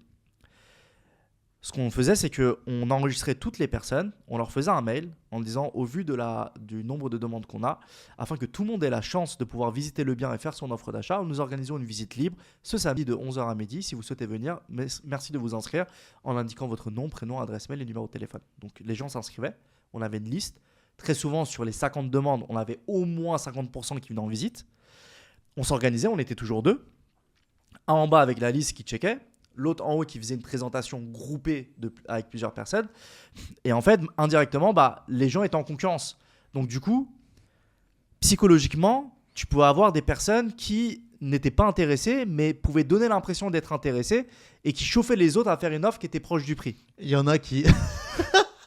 T'as des gars qui disent ah non, il y a trop de travaux et c'est lui qui fait l'offre. Ouais. Et il y en a qui faisaient en sorte Devant de tout le déchauffer monde à haute voix. Mais non, laisse tomber ça. Ouais. ça. Ouais, Vincent, tu peux ramener un pote aussi qui Ouais. agite la Qui galerie. dénigre le truc. C'est un peu comme dans les enchères, entre guillemets, c'est un Ouais. peu le même concept. Mais tu sais. ouais, C'est quand il y a la masse, tu mets la Ouais. pression, indirectement les gens sentent. C'est le FOMO, quoi. T'as peur de louper C'est ça, complètement. l'opportunité. ça. complètement. Incroyable. Mais c'est une stratégie qui Incroyable. fonctionnait bien parce qu'on a même vendu pas mal de logements qui étaient en arrêté d'insalubrité. Ok. Vraiment des immeubles où il y Ok. avait un arrêté de péril Bah dedans. oui. Alors, pas arrêté d'insalubrité, c'était arrêté de péril. Parce que l'insalubrité, il le mure et tu peux plus rentrer dedans. Non, c'est péril. Il y a certains périls où il le mure, tu peux pas rentrer dedans. Ah, c'était un péril non imminent. C'était un Péril non imminent et pas péril imminent, ouais, Ok. exactement. Et ça sert parce que tu vois, exemple, on avait fait la même stratégie sur un arrêté de péril non imminent où le prix était intéressant, tellement intéressant que forcément ça suscite énormément d'intérêt Bien et sûr. du coup beaucoup de demandes. Donc il faut gérer cette masse-là. Et je me rappelle, à cette visite libre-là, on avait un peu plus de 35 acheteurs sur une heure C'est énorme. qui venaient, c'était énorme. Surtout que c'était un logement à 2 pièces qui faisait 38 mètres carrés, quoi. Donc, tu lambda vois, banal. voilà, exactement. Mais bon pour du locatif. C'est ça. Ouh. Ou pour acheter plus bas que C'est pas son sûr vrai prix. pour du locatif, hein, parce C'est que vrai arrêté de péril, le locataire, il a le droit de pas payer son loyer. Hein. Ah ouais. Ah bah oui. Ah, mais ça faut Ouais. qu'il le sache. Ah Non, oui, non, oui. mais ça peut être du locatif sur du long terme. C'est-à-dire que Ok. tu l'achètes et derrière. Mais par contre, ce qui était intéressant, c'est que tu vois, en faisant cette technique-là, bah pareil, au lieu d'avoir. À l'époque, quand je te dis, on avait 50%, donc 25 personnes qui venaient en visite, on avait très facilement entre 3 et 6 offres d'achat au prix sans négociation. Ok. Donc là, on avait juste le choix du financement Voilà. qu'on présentait aux vendeurs et derrière, Ok. on pouvait signer un compromis de vente. Ok. En utilisant cette stratégie sur la vente de biens en arrêté de péril, ça a chauffé une ou deux personnes à passer le cap et à faire une offre parce que du coup, ça crée un engouement autour Ok. du logement. Et là, la différence, c'est que là, effectivement, on n'avait pas eu plusieurs offres d'achat, mais le fait d'avoir fait ça, bah, ça nous a facilité l'accès à une offre d'achat qui se rapprochait du prix qu'on avait défini et qui était sa vraie valeur par rapport au marché sur un bien qui était en arrêté de péril. Ok. Donc non, c'était vraiment un marché où ça allait dans tous les sens, c'était vraiment n'importe quoi. Et ça qui a fait augmenter considérablement les prix, hein, mais à un niveau que tu peux même pas imaginer. Bien sûr. Un niveau pour te donner des... C'est pour ça qu'aujourd'hui les gens ont mal quand ils vendent parce que en 2024 quand les gens vendaient, moi je me rappelle, j'étais sur le marché, je regardais, tu avais l'impression par exemple à Lyon, on était à Miami quoi, c'était Ouais. des prix pour un appartement à Villeurbanne, même pas dans Lyon même, Bah ouais. qui étaient à des prix, tu te dis mais on est où quoi. Bah, Et du coup maintenant ça leur fait chier de vendre et Ouais. ça a été dur, c'est pour ça qu'il y a eu beaucoup moins de ventes là je pense pendant un an et demi, parce que les vendeurs comprenaient pas qu'il fallait vraiment... on était dans une bulle un peu trop haute et qu'il fallait souffler un peu, péter un coup quoi, pour vendre fait, à des prix raisonnables. les vendeurs qui vendaient, parce qu'on avait quand même un volume de transactions qui restait intéressant, mais effectivement c'était moins qu'avant. Les vendeurs qui vendaient, c'était vraiment les vendeurs qui avaient un projet obligatoire, c'est-à-dire ils ne pouvaient pas faire autrement. Ok. Et on a malheureusement réalisé des projets avec des ventes où ces vendeurs-là ont eu de vraies pertes à hauteur de 100-150 000 euros entre ce qu'ils ont mis dans les frais de notaire, ce qu'ils ont mis dans les travaux et le prix d'achat. Je peux te sortir un exemple. Hein. Un couple qui habitait sur Paris, ils ont acheté un logement à 650 000 euros en 2022, donc là où le pic était l'un des plus hauts, sur un taux qui était hyper intéressant. Ils achètent à 650 000, ils font 80 000 euros de travaux et ils payent, je crois, dans les 60 000 euros de frais de notaire. Quelque chose comme ça. Et au moment où ils achètent, ils font un pré-relais pour acheter une maison, donc partir vivre en banlieue, agrandissement de la famille, etc. Au moment où ils font ça, il y a la bascule du marché qui se fait. On arrive sur 2023, boum, la conjoncture elle se casse la figure. Et derrière, bah non, on doit vendre dans cet état-là. Et ils ont tout testé. Hein. Ils sont même passés par un autre agent avant nous de nous rencontrer. Et ils ont testé des prix à hauteur de 780, 790, 750, etc. Et nous, on leur a dit la réalité. Et malheureusement, ce qui s'est passé, c'est que quand on l'a vendu au même prix auquel ils l'ont acheté. La seule différence, c'est que le logement était déjà clé en main, il était déjà refait, il n'y avait pas de travaux à refaire, mais ils ont subi malheureusement une perte sèche de 150 000 euros à peu près par rapport à ce qu'ils avaient acheté. Donc ça, c'est ce à quoi on a été confronté sur les 2-3 premières années quand la crise a commencé. Mais du coup, les gens, ils avaient soit le choix de trouver une autre solution que de vendre, soit ils étaient obligés de vendre. Et en tout cas, les personnes qui avaient acheté entre 2019 et 2022-2023, ils subissaient des grosses pertes d'argent. C'est ce qu'on recommande. Hein. C'est-à-dire que si le client vient vers nous et qu'il n'est pas dans l'obligation de vendre et qu'il a acheté entre 2019 et 2023, on va lui dire écoute mon pote, si tu peux le garder, c'est mieux. Parce que nous, on ne veut pas non plus être celui qui apporte la mauvaise nouvelle et qui effectivement gâche un peu la fête, quoi. Bien sûr. Donc l'idée, c'est que nos clients, même s'ils ne font pas de plus-value, qu'ils puissent au moins rembourser tout ce qu'ils ont injecté. Donc l'idée, elle est là, mais malheureusement, des fois, c'est pas possible. Moi, je sais que vous êtes très connu pour les situations complexes. Je sais qu'en tout cas, moi, si je dois avoir une situation complexe et que je veux la débloquer, je fais appel à vous directement. Que ce soit pour du squat, insalubrité, des situations où j'ai le plancher qui est en train De s'effondrer. de s'effondrer, j'ai le voisin qui me dérange, plein de choses. Je sais que vous êtes assez bon là-dedans. Est-ce que vous pouvez m'en dire plus sur déjà pourquoi vous avez trouvé cette niche-là intéressante et puis qu'est-ce qui fait votre force C'est à finalement? cause de lui. En gros, ce qui s'est passé. C'est que à cause de lui. C'est que à cause Il de lui. adore se casser la tête. Ouais. Et moi, j'adore le suivre. Ouais. Donc, ça, je me dis, ok, on va se casser la tête tous les deux. Trop bien. Voilà, c'est exactement ça. Trop bien. Bon, déjà, l'idée, c'est la suivante, c'est que on était sur des secteurs, Saint-Ouen et Saint-Denis, où effectivement, on avait des immeubles qui étaient un peu difficiles, on va dire. L'idée, c'est la suivante, c'est que à un moment donné, quand tu fais tout le temps la même chose, c'est-à-dire de vendre des logements classiques, tu commences à te lasser. Et j'ai vu quelques fois, parce que moi j'ai rejoint l'agence dans laquelle on s'est rencontré avec Kevin après lui, je l'ai vu refuser quelques clients. Notamment, je le voyais refuser des clients qui voulaient faire tout ce qui est commerce, qui voulaient vendre, faire des sessions de droit au bail, fonds de commerce, ou bien effectivement des situations compliquées. Et je me suis dit, je vais aller faire des tests sur ces trucs-là. Je ne connais pas, mais je vais en faire un. Et à partir de là, je vais essayer de comprendre. Quand j'ai fait les commerces, j'en ai fait un. Ça m'a duré 9 mois. Heureusement, je suis tombé sur une avocate qui accompagnait la dame qui était en train de reprendre la boutique, à qui j'ai été complètement honnête. Je lui ai dit, je connais rien, donc explique-moi. Donc, elle m'a expliqué. J'ai rien gagné. Hein. J'ai gagné en 9 mois, je crois, 1000 balles, tu vois, un truc comme ça. 1000 balles de salaire. De salaire, ce qui est ridicule. Mais derrière, ça m'a permis de dérouler sur les autres. Et concernant tout ce qui est... Alors, nos spécialités, c'est simple. Hein. Arrêter de péril, arrêter d'insalubrité, vendu squatté. Vendu avec des locataires en situation irrégulière. Voilà, donc paiement. des fois, c'est pas que du squat. Hein. Ouais. C'est effectivement le locataire qui paye pas. Et dans ces situations-là, ce qui s'est passé, c'est qu'au départ, on n'y est pas allé de façon frontale, c'est qu'on a étudié les dossiers à fond.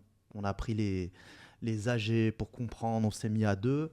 Combien il a de tantièmes, combien de travaux, est-ce que c'est voté, pas voté, pour avoir un dossier qui va être en fait lisible pour le futur acheteur. Et d'ailleurs, sur l'un des logements en péril, j'ai eu le mandat de vente. Je ne l'ai pas mis en vente. Je savais qu'il y avait une assemblée qui allait se tenir un mois plus tard. Et j'ai accompagné, c'était une vieille dame, lors de cet AG pour comprendre. Parce que ce qui est marqué en papier sur les AG, c'est des fois très différent de ce qui se passe en réel. C'est-à-dire qu'en réel, tu vas avoir des informations qui vont être supplémentaires. Et l'idée à ça, c'est que j'arrive armé avec un dossier que je connais très très bien. Et derrière tout ça se cachent des propriétaires qui ont de vraies douleurs. Et en face, moi, j'ai pas de concurrent. C'est-à-dire que j'ai très peu d'agents immobiliers qui vont se dire je vais aller m'emmerder avec un arrêté de péril ou bien un arrêté d'insalubrité ou un vendu squatté. 90-95% des agents immobiliers réfléchissaient comme moi à l'époque. C'est-à-dire, j'ai pas envie de me prendre la tête. Je vais toucher la même commission pour me prendre moins la tête sur un autre logement sur la même valeur de bien. Donc, pourquoi je vais me prendre la tête ? Grosso modo, c'est ça. Maintenant, ce qui se passe, c'est qu'effectivement, c'était une bonne chose de commencer à avoir le mindset d'Ismaël et de rentrer dedans parce que ça nous a permis de monter en compétences. Mais surtout, ça nous a permis de débloquer des situations qui ont vraiment aidé certaines personnes et qui ont fait des effets ricochets sur d'autres projets où là, c'était des projets classiques et on a gagné aussi de l'argent. Il y a juste un truc que Ismaël n'a pas dit et que je tiens à préciser, c'est que quand tu vends un logement qui est squatté, en arrêté de péril, enfin, peu importe, qu'il y a une vraie problématique comme ça n'existe pas de vendre un logement à son juste prix, sa vraie valeur marché, dans ces conditions. C'est forcément moins cher. Ça, c'est mathématique, c'est normal, parce qu'il n'y a aucun acheteur qui va prendre le risque d'acheter un logement B qui est similaire au logement A, mais dans lequel il y a 100 fois plus de problèmes que dans le logement A. Donc mathématiquement, il faut motiver déjà l'acheteur à faire en sorte d'acheter le bien. Mais c'est pas juste une question d'argent, c'est-à-dire que si tu arrives sur la table et que tu dis ce logement-là, il vaut 100 000 euros et celui-là, il vaut 150 000, c'est la même chose, sauf que tu peux l'avoir 50 000 euros moins cher, mais tu as 50 problèmes, tu as 50 problèmes, tu as 50 problèmes, ça va pas forcément motiver l'acheteur à l'acheter parce que tu exposes les problèmes et tu n'exposes pas les solutions. Et en fait, nous, là où on a été bon, c'est que c'était d'en développer les solutions, les expliquer aux acheteurs en mesurant le risque qu'ils pouvaient y avoir. Plus le risque est gros, plus on peut gagner de l'argent. Là, en ce moment, on est en train de vendre un logement qui est en arrêté vraiment de péril imminent, muré, le truc qui était à 2 doigts de s'effondrer. Il y a combien de budgets qui ont été votés? Tu parles de celui de 103? Ouais. Rappelle-moi, 1 million combien? Non, pas autant. 900 ou Non, 800? non, 500 000. Il y a 500 000 euros de travaux qui ont été votés, mais les gens n'ont pas encore payé parce que dans le lot, il y en a un qui est notre vendeur qui n'avait pas la possibilité de payer ces travaux-là. Donc, par exemple, un truc comme ça où l'immeuble est sur le point de s'effondrer, limite, C'est tenu par des étés, tout ça, tu vois. comment tu vas prendre le risque d'acheter ce type de bien? Bah, c'est simple, on l'a vendu 200 000. Celui qui l'achète, il va faire 450 000 au minimum sur la revente, tu vois. Alors, je vais continuer et en fait, je vais t'expliquer l'anecdote qui a fait que j'ai commencé à vendre ce type de logement. C'était pas un péril, c'était une copropriété qui se trouvait à Saint-Denis. Ce qui s'est passé, c'est que dans le début des années 2000, T'as failli te faire tuer. non, Oui, si. À un moment donné, tu t'es fait, on va le c'est raconter pas celle-là à ce aussi. point-là, pas à ce point-là. C'est- Tu moi, t'es j'ai fait vu- courser. Non, non, j'ai pas à failli- ce point-là. J'ai vu des vidéos sur YouTube où on vous voit en train de courir C'est sur mon avec. téléphone. Ismaël il a vécu beaucoup de choses dans l'immobilier. On aime bien l'action. On a en fait à côté du Stade de France avec l'espèce d'excitation après la Coupe du Monde 98, t'as un immeuble en fait qui s'est mis à côté de Stade de France en vente, en VFA à l'époque. Ok. L'immeuble en vente complet? Alors, c'était de la VFA, c'est-à-dire Ok. que C'est c'était quoi, un VFA? terrain, c'était logement neuf, Ok. tu vois, sur plan. Ok. Vente en futur. Exactement. Ok, d'accord, ok. Et donc, tu as des commerciaux en France, je crois qu'ils étaient, il y en avait un peu à Strasbourg, un peu autour de Toulouse et tout, qui ont vendu ce projet après Coupe du Monde à des Avec personnes, l'excitation, à des l'excitation, prix voilà. flamboyants. à des, souvent des petits vieux qui approchaient de la retraite ou en pré-retraite. C'était des logements qui se vendaient, je crois, à un peu moins de 100 000 euros. Pour 22-23 mètres carrés. Et c'était une copro qui avait, je me souviens, 94 appartements. Ce qui se passe, c'est que ces gens-là vendent donc ces appartements. Derrière, ils placent un syndic. Le syndic, c'est aussi celui qui va faire la gestion locative. Syndic un peu à l'ancienne, un peu véreux, à l'arrache, pas de process, et en plus qui débarque à Saint-Denis sans savoir ce qui va se passer. Au bout de 10 ans, je crois que tu as au moins 50% de la copro où il y a des squats ou des impayés. Et du coup, L'immeuble se délabre mais d'une vitesse, vitesse, incroyable. Et Genre, il mure les parkings, genre t'as plus accès ouais, au parce parking. que en fait, vraiment, le parking, le problème qui se posait, c'est que les locataires, ils allaient dans le parking et ils faisaient de la mécanique. C'est-à-dire que tu avais des carcasses de voitures, c'était le bordel. Et l'idée, c'est qu'à un moment donné, les propriétaires payent plus leurs charges. En fait, tout est en corrélation. Ouais, Ils payent plus leurs charges. Qu'est-ce qui se passe? L'immeuble se dégrade. bien sûr. Cafards, des rats. Enfin, Ça devient. c'est le bordel. C'est le pire endroit où habiter. Ouais, et en fait, la mairie, qui à l'époque était une mairie communiste, elle en a marre en fait de la copropriété. Donc du coup, ce qui se passe, c'est qu'elle ne permet même plus de vendre. Ah oui. C'est-à-dire que quand tu vends, par La exemple... mairie peut interdire la vente. Alors, indirectement. C'est-à-dire ok. que c'est même pas trop légal ce qui se passe, mais, bon, les voilà. mairies communistes du 93 appliquaient cette méthode. C'est qu'en gros, tu trouves un acheteur pour ton appartement, t'envoies ce qu'on appelle une DIA, déclaration d'intention d'aliéner, c'est-à-dire que la mairie est prioritaire D'accord. et tu lui dis l'appartement est vendu par exemple 50 000, lui va vouloir l'acheter, mais il te fait une proposition qui est extrêmement basse, c'est-à-dire 20 000 euros. Ok. Donc toi, vendeur, tu fais quoi? Tu te retires de la vente, tu dis je vends pas. Ok. Il y en a qui étaient tellement en détresse, ils ont accepté. Ah ouais. Ils ont vendu leur appartement pour une bouchée de pain et Juste la mairie pour se s'est barrer, retrouvée propriétaire de quelques logements dans cette copro. Ah oui, d'accord. Moi, quand j'arrive donc à l'agence, effectivement, il y a un mandat de vente d'un appartement dans cette copro et on me le donne comme un bizutage. Ah, On ok. me dit tiens. Tiens, Et démerde-toi. puis, bon, la résidence, je vais taire le nom pour pas faire de la mauvaise publicité, mais On me dit va là-bas, donc tu verras et tout, et je vois bien que ça glousse un peu en mode. Ouais, c'est génial. Voilà, tu vas voir. Tu vas te régaler. Voilà. Donc je comprends que c'est la merde en fait. Ouais. Et je vois qu'il y a une assemblée qui va se tenir dans 2 ou 3 semaines. Donc j'assiste à l'assemblée. Oh là là, le Bronx. C'est-à-dire que. Tu t'en souviens jusqu'à aujourd'hui déjà. Ouais, je vais t'épargner les détails, mais il y a un truc qui était marquant, c'est que je suis posé quasi tout devant. Et en fait, je vais pas trop donner de détails, sinon on va reconnaître la copropriété, mais en gros, tu as le président du conseil syndical qui est là et qui va faire son brief. Tu as un gars qui est dans le fond, capuché. Okay. Ah oui. Ouais, capuché. Et qui regarde les gens. Ouais, et moi je suis devant, tu vois, et en fait, d'un seul coup, le président dit Monsieur, non, vous avez rien à faire là, vous êtes locataire, parce que c'est une assemblée générale de copropriétaires, tu vois. Okay. Il se lève, il gueule, il dit votre copropriété de merde, mon pote, il est mort au dernier étage, comme un chien. Et en fait, ce qui se passait, c'est que là, tu vois, ce truc-là est pas écrit en assemblée générale, il faut le vivre, tu vois. Ce qui s'est passé, c'est que tu as un type qui est mort au 6e. Je sais pas trop de quelle façon, mais c'était un des squatteurs, les pompiers sont venus, donc du coup c'était vraiment chaotique quoi. Et ce mec là qui parlait, il était quand même assez dérangé parce qu'il faisait partie des squatteurs, tu vois. Et moi, donc j'ai un premier mandat d'un appart qui fait 23 mètres carrés, le premier je crois 40 000 €. Cher. Pas du tout. Non. Ah non mais... Pas du tout. Normalement, dans tout le cadre, la situation. Alors, sa vraie valeur, c'est du 100 000 à peu près. Voilà. C'est 80 ça. dans ces eaux-là. Entre 80 et 100 000. Ouais, dans ces époques. Okay. Et l'idée, c'est la suivante, c'est que à 40 000, j'ai pas un appart qui est squatté. Hein.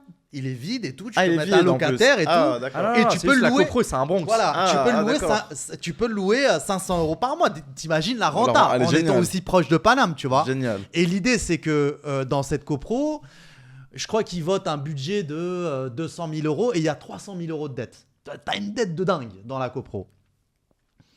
Et moi, en fait, je rencontre je le mets en publicité, je crois que je le mets même pas en publicité. J'ai dans mon fichier un client, c'est un entrepreneur de la ville.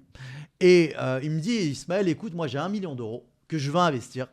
Donc, effectivement, ça m'intéresse. Et derrière, si t'en as d'autres, je suis chaud. Ok. Et moi, ce que je fais, c'est que je sais que si je signe un compromis, que je l'envoie à la mairie, ils vont me casser ma vente. Donc, j'anticipe ce truc et je vais trouver la personne qui est responsable à l'urbanisme de cette histoire de DIA et je lui montre pas de blanche. Je lui dis, écoute, j'ai un gars, il a 1 million d'euros, il veut assainir la copro. C'est-à-dire que quand il va rentrer dedans, il va faire le nécessaire pour pouvoir en acheter plusieurs et lui, il paiera ses charges. Il va pas être comme les autres où il va planter. Il va remplacer effectivement des gens qui plantent. Et derrière, il a aussi des avocats avec qui il va faire sortir ceux qui squattent. Tu vois ? Donc, permets-moi de faire la vente.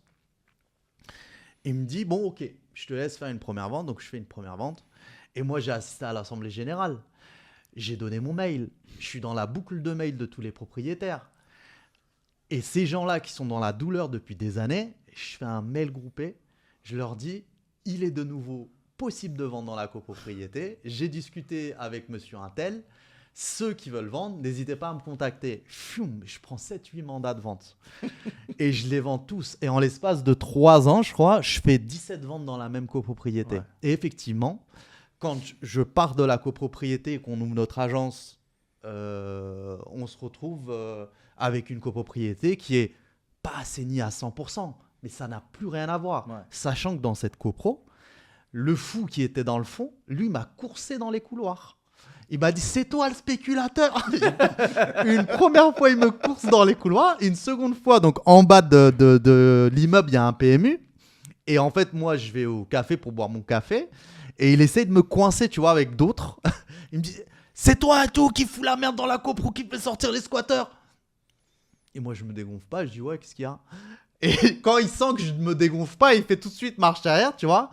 Et si je te montrais les trucs que j'ai vus dans cette copro, j'ai carrément, avec l'UDAF du 93, sorti un gars pratiquement en camisole de force. C'est-à-dire qu'il était devenu complètement fou dans le logement.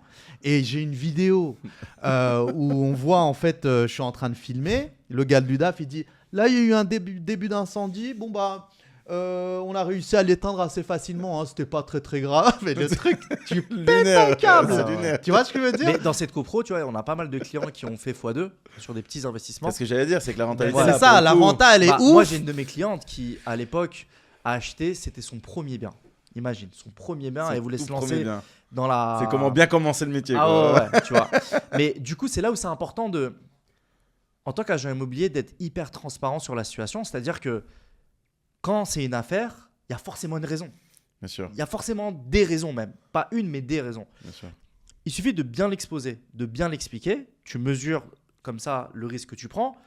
Un acheteur sur 2 va dire non, moi je préfère pas prendre ce risque et c'est ok. Mais derrière. Un acheteur sur. 2 acheteurs Oui, sur 3, oui, facile. oui. Au final, 9 sur 10. 9 sur 10. au final, tu auras même un acheteur sur 10 qui va dire ok, j'y vais. Voilà. Moi, j'ai une de mes clientes qui, vraiment, elle est super courageuse. Hein. Maman célibataire qui malheureusement a perdu son mari trop tôt et derrière, elle voulait s'en sortir dans la vie. Donc, elle s'est formée sur l'investissement locatif. Elle avait pris une formation de quelqu'un. Donc, c'était dans les années 2017-2018. Et elle achète son premier bien avec moi. Dans cette copro, justement. Donc, c'est Ismaël qui rentre le mandat. Moi, elle achète avec moi. Elle l'achète à hauteur de 45 000 € à peu près. Et elle nous le donne en vente. C'était en 2024. Donc 2018-2024. En l'espace de 6 ans, on l'a revendu 93 000 €. Ok. Sachant qu'elle le louait bien et que Ouais, sachant en qu'elle a plus. rentabilisé à fond Ok. Ouais. le crédit, quoi. Le Ouais, crédit. exactement. Et ça a été un très bon tremplin pour elle parce que c'était vraiment son premier bien qu'elle a acheté. Et là, en 2024, au moment où elle me donne ce premier bien-là en vente, elle est propriétaire de 17 logements. Tu vois. Incroyable. Donc, elle a vraiment bien réussi son coup. Elle a vraiment bien. Et elle n'avait pas peur, en fait. Elle n'avait Ok. pas peur. Elle a travaillé justement sur ces leviers-là, quoi. Exactement. Ok. Ça ne veut pas dire qu'elle a investi plus d'argent, parce qu'au final, elle a mis très peu d'apport. À l'époque, en plus, il n'y avait même pas besoin de mettre d'apport. On pouvait se faire Oui, à financer à 110%. 110%. Donc, Exactement. elle n'avait même pas besoin de ça. Et c'est juste qu'elle a activé ce levier-là au bon moment, sans avoir peur. Tout ça pour dire que les gens qui ont peur ne vont jamais faire de pas. Il faut avoir un minimum peur et c'est normal. Mais tu peux pas gagner beaucoup d'argent ou même un peu plus que la moyenne si tu ne prends pas un minimum de risque. Bien Ça sûr. n'existe pas. Ça C'est n'existe le pas. concept d'investissement. C'est ça. Plus tu prends de risques, C'est ça. plus tu peux perdre, mais par Exactement. contre, plus tu peux gagner. Exactement. Et exactement. ceux qui veulent jouer et qui aiment bien se faire courser, Ouais. bah, c'est ceux qui gagnent probablement C'est ça, un c'est petit ça, peu ça. plus que le Tu vois mec qui veut acheter un truc tout fait, qui Sachant a juste que- la peinture à refaire et voilà quoi. Forcément, tu joues sur d'autres leviers, c'est logique. Tu vois, par exemple, on a un de nos clients qui est marchand de biens, avec qui on travaille depuis pas mal de temps maintenant. Alors, lui, c'est vraiment l'un de nos clients un peu de shortlist où généralement, tu sais, quand on dit marchand de biens, il fait du 20-30% de rentabilité. On l'a mis sur un coup, il a fait du 75% de rentabilité. Là, c'est génial. Ouais. Et pour la petite histoire, en fait, c'était en plein Paris. C'est un logement qui était habitable, sauf que au moment où il achète, il y avait des problèmes structurels entre le rez-de-chaussée, le premier étage et le deuxième étage de cet immeuble-là. C'est un immeuble qui est sur Paris, je crois dans le 10e ou le 9e arrondissement, je ne sais plus. Et au moment où il le visite, et même nous, quand on prend le mandat, c'est assez choquant. Il y a des trous dans le sol. Il n'y a pas de des- sol, il n'y a pas de plafond. Ouais. Pour te dire, tu rentres dans un immeuble parisien, il n'y a pas de sol, il n'y a pas de plafond. Genre, tout était. C'était un appart décapotable, comme Et le là, dirait Ismaël, il tu vois. regarde, il dit j'achète. C'est Et énorme. en fait, le truc, c'est que tu vois, on lui explique. C'est-à-dire que tu dis comme ça, ouais, c'est assez dingue, mais c'est un logement qu'il a acheté 165 000 € et qu'il a revendu sans faire de travaux. Écoute-moi bien, sans faire de travaux à 300 000 €, 6 mois plus tard. Il a juste acheté et revendu. Alors pourquoi ? Au moment où il achète, il y a une AG qui venait de passer où il y avait 400 000 € de travaux qui venaient d'être votés pour justement consolider la structure de l'immeuble. Sauf que sur un marché immobilier où tu as des acheteurs lambda, ils ont trop peur d'y aller. Même si ça a déjà été voté en AG, il faut que le temps que les travaux commencent, tu sais, tu as toujours très très peur. Et lui, il n'avait pas forcément peur d'aller dedans parce que le seul risque qu'il prenait, c'est que ça prenne un peu plus de temps. Mais les travaux étaient déjà votés, ils étaient déjà quasiment payés. Il manquait la partie des vendeurs qui n'avaient pas encore vendu. Au moment où les vendeurs, du coup, signent l'acte authentique, le notaire prélève sur leur net vendeur leur quote-part pour qu'ils payent ce qu'ils devaient sur ces travaux-là. Il y a eu 6 mois de travaux. Et c'est vraiment sur les travaux structurels, rien à voir avec le bien en lui-même. Donc la seule chose qui s'est passée, c'est que les travaux structurels ont été refaits, les poutres, etc. Tout ça, ça a été refait. Ils ont juste rhabillé en remettant un sol, mais brut, hein, même pas un parquet, juste brut. Et le plafond, pareil, ils ont juste re-rempli. Et derrière, il l'a remis en vente en l'état. Et franchement, s'il s'aurait pris la tête, il aurait fait les travaux, il aurait meublé, il aurait pu le vendre 360, 370 000 euros, sans problème. Mais, pareil, il a fait un calcul de rentabilité. Est-ce que ça vaut le coup que je me prenne la tête à repartir sur 3-4 mois de travaux avec les emmerdes des travaux, ceci, cela, pour gagner tant de pourcentage en plus, entre ce qu'il allait payer pour les travaux et ce qu'il allait en ressortir? Au final, le pourcentage de rentabilité, il y avait une différence de 2%. Il gagnait 2% de plus s'il se cassait la tête à faire ça. Tu gagnes déjà 75%, tu vas pas te casser la tête à gagner 2%. Le timing est très important pour Voilà. un marchand, c'est-à-dire qu'effectivement, comme souvent il mobilise de l'argent et qui fait en sorte de bloquer son argent sur un projet, bah, il préfère gagner moins, débloquer cet argent pour aller sur un autre projet C'est où ça. effectivement, tu vois, il va gagner la même chose en pourcentage. Donc c'est pour ça que c'est beaucoup plus intéressant. Ouais. Exactement. Donc non, des coups comme ça, il y en a plein qui en font. Hein. C'est juste que à un moment donné, il faut vraiment s'y intéresser, il faut commencer à sortir, il faut prospecter, il faut voir des agences, il faut aller visiter des biens, même pour rien. C'est comme ça que tu apprends. Je vais finir le podcast avec une question. Déjà, je vous remercie énormément pour tout ce que vous avez apporté parce que franchement, ça ouvre l'esprit sur l'immobilier, sur des choses qu'on ne connaît pas vraiment. Le champ des possibles. Le champ des possibles. Là, tu as envie d'aller dans les cités ou dans les endroits et d'aller Mal faire des famé. petites emplettes comme ça, là, marcher. Franchement, parce qu'il y a vraiment, en fait, quand tu y réfléchis, c'est vrai. Et d'ailleurs, moi, je prends sur la région Lyon, par exemple, ceux qui sont sur Rhône-Alpes et principalement à Lyon. Moi, j'ai mon frère qui achète aussi des biens et c'est lui, d'ailleurs, qui m'a fait ce petit déclic. C'est marrant, c'est mon petit frère en plus, qui m'a fait ce petit déclic sur les zones où c'est pas là où les gens regardent d'habitude. Par exemple, à Lyon, tu as Lyon, mais tu as Villeurbanne, tu as Vaux-en-Velin, tu as Dessines, etc. Et par exemple, Vaux-en-Velin est très connu pour être un peu l'endroit où c'est la cité. En tout cas, ça l'était énormément pendant longtemps. Tu as tous les étrangers, tu avais des tours, etc. Enfin bref, c'est pas l'endroit vraiment top. Et puis, qui n'était pas aussi très bien desservi à un moment donné. Mais par contre, tu trouves des pépites de malade. Ouais. Le bonhomme, là, il a chopé un appart à 40 000 balles. On parle d'un Bien vrai sûr. appartement. Hein, je ne te parle pas d'un studio. C'est Ouais, un ouais. appartement 70 mètres carrés, 80 mètres carrés, 40 000 euros. Tu vois, il faut avoir la vision, mais c'est parce que l'appartement a été brûlé, il y avait eu un problème.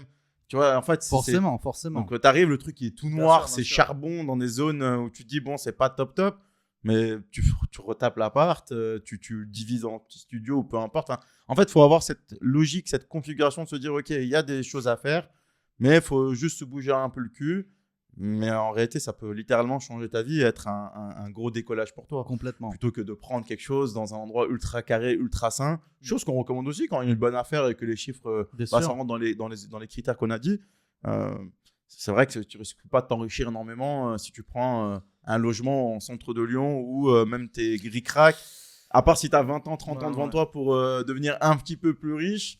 Mais je pense qu'on n'a pas tous cet objectif-là, quoi. Je veux juste rebondir sur ce que tu dis. Il y a une phrase que j'ai tellement entendue et qui, grosse erreur, et à chaque fois je l'ai expliqué aux clients qui m'ont sorti cette phrase-là. Ce sont les clients qui commencent l'investissement locatif, qui veulent faire leur premier coup d'investissement locatif. Donc là, vraiment pour du pur locatif. Hein, où ils me disent, ah non, moi je vais acheter un truc et y mettre un locataire comme si c'est moi qui habitais dedans. Et ça, c'est la plus grosse erreur. C'est-à-dire que je vais acheter quelque chose dans un endroit où moi je me sentirais bien, faire les travaux comme moi je me sentirais bien pour que mon locataire soit bien. Bien sûr. Sur le côté humain. Tout ça, tu as envie que ça soit au top. Voilà. Tu payes énormément de frais. Exactement. Sauf que le locataire, lui, vient, c'est pas C'est chez ça. lui, il s'en tape complètement, c'est pas lui qui a... la table que tu as acheté 800 €, il va te la fissurer et ça, derrière, va sur le courir côté après. humain, c'est magnifique. Mais sur le côté Bien portefeuille, et c'est bien sûr. ce que je dis à mes clients, c'est que je dis, là, vous voyez ce que vous me dites, en fait, c'est pas facile à le digérer au début, mais il faut que vous réfléchissiez avec votre portefeuille. Bien sûr, C'est aussi simple que ça. Pour de l'investissement, c'est le portefeuille. bien sûr. Ok, le côté humain, il est important, mais je suis désolé, quand tu mets tes tripes pour avoir un truc côté humain qui va être top et que derrière, il y a tout qui est flingué en l'espace de 1 ou 2 ans, Tu casses ta rentabilité, ça sert à rien. c'est ça en fait. Tu perds plus d'argent et d'énergie. Bien Et même, tu es touché émotionnellement aussi. Bien sûr. Alors que dès le début, tu réfléchis rentabilité et là, derrière, c'est différent. Bien sûr. À part si tu fais de l'ultra luxe, du prestigieux, ou là on rentre dans une C'est autre encore gamme, autre chose, bien c'est sûr. encore différent, Bien c'est sûr, pas la bien même clientèle. Mais dans le global, tu as complètement raison. Et je vois beaucoup de gens qui font cette erreur-là aussi. C'est vouloir faire le plus beau possible. Ouais. Tu fais les meilleurs travaux possibles. Tu payes une couille. Et au final, tu arrives avec des locataires. Malheureusement, pas tout le monde est bien éduqué. Ouais. Pas tout le monde a cette notion-là. Et on a tous vécu, je pense, des situations où Oui. on a appris. De toute Complètement. façon, il faut apprendre. Hein. Pour apprendre, tu es obligé de manger des coups aussi. Ouais. Moi, je voudrais revenir sur une dernière question. Et là, ça peut être une question que je pose à chaque fois. Et ça peut être la réponse va forcément être différente pour chacun de vous deux. Donc, chacun va pouvoir y répondre. C'est quelle a été pour vous la décision la plus smart que vous ayez prise dans votre vie, celle qui a littéralement tout changé, celle qui a fait la différence et qui a fait que vous en êtes là aujourd'hui. Et ça peut être n'importe quoi, ça peut être très personnel, quelque chose que vous avez jamais même dit, peut-être que vous-même vous le savez pas entre vous, ça peut être des révélations, mais c'est surtout, ça peut être en dehors du boulot, hein. C'est pas forcément que le travail, mais la décision, celle qui a vraiment fait le déclic dans votre vie et qui a tout changé. Moi, je veux commencer. Ça a été notre dispute avec Ismaël. Ça a été ça. Pour moi, ça a été ça. Parce qu'en fait, cette dispute-là, elle représente énormément de choses. On venait à peine de se rencontrer, ça a explosé entre nous. Et suite à ça, on a appris à travailler ensemble et on a appris à devenir amis également. Et ensuite, on est devenus associés naturellement par les choses. Mais en fait, c'est tellement passé de choses dans sa vie comme dans la mienne depuis cette rencontre-là. Alors, ça ne veut pas dire qu'il serait passé, forcément, il serait passé autre chose, mais il y a tellement de choses, même moi, qui m'ont aidé dans ma vie personnelle, dans ma façon d'être, dans ma façon de penser avec ma femme, d'être aujourd'hui, même avec mes propres enfants. Et pour moi, c'était un peu le tournant de ma vie parce que ça a dessiné tout ce que j'ai pu vivre sur les 9 dernières années. Très bien. Moi, je vais faire un complément et ma réponse est un peu plus bateau que la sienne. En fait, là où je rejoins Kevin, c'est qu'effectivement, forcément, quand ça va faire bientôt 9 ans ou Ça va faire 9 ans. 9 ans, ouais. Tu es avec la même personne au quotidien, d'abord en tant que collègue et ensuite en tant qu'associé. Tu prends forcément des choses qu'il a et vice-versa. C'est-à-dire que je dis souvent que lui, c'est le mec cartésien, organisé, structuré, et que moi, je suis un peu l'artiste, quoi. Et quand je le rencontre, il a l'air d'un conseiller bancaire, il est très sec pendant ses rendez-vous. Je lui dis détends-toi mon pote. Et donc je lui ai appris à se détendre et moi je lui ai appris à être un peu plus sérieux, tu vois.